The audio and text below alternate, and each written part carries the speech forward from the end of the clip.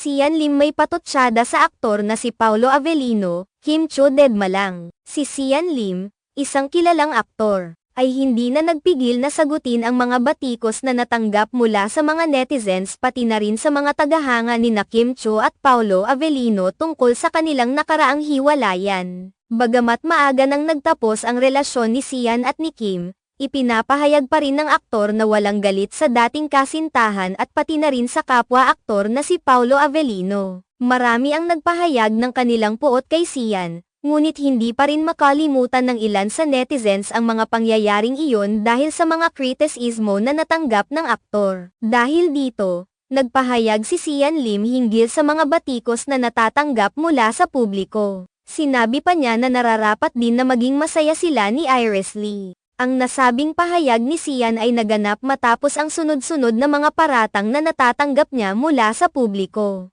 Ayon pa kay Sian, hindi siya dapat manatili sa kalungkutan at hinahayaan na lamang mabuhay ng ayon sa kagustuhan ng ibang tao. Bukod dito, ibinahagi rin niya ang kanyang mga pagkukulang bilang isang tao at mga leksyon na natutunan niya mula sa mga pangyayaring iyon.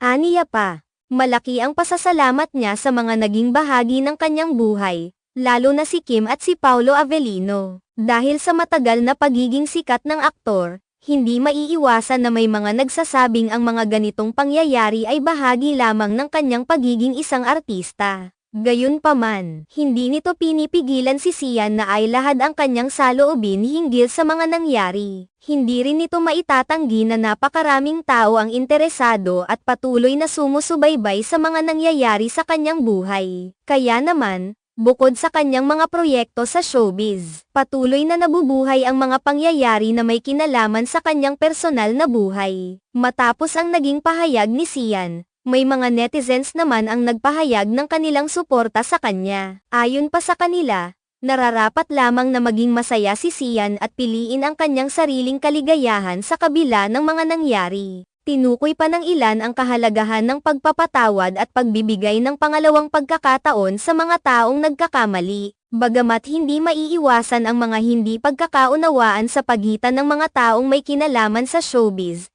tila ba ito'y bahagi lamang ng buhay nilang artista. Bukod sa mga bagay na ito, naiulat din ang mga pasabog na mga kaganapan sa personal na buhay ni Sian Lim. Bagamat tila ba hindi naman ito maiiwasan, tila ba ito'y bahagi lamang ng kanyang pagiging isang artista. Matapos ang mga pangyayaring ito, tila ba ito'y bahagi lamang ng kanyang pagiging isang artista.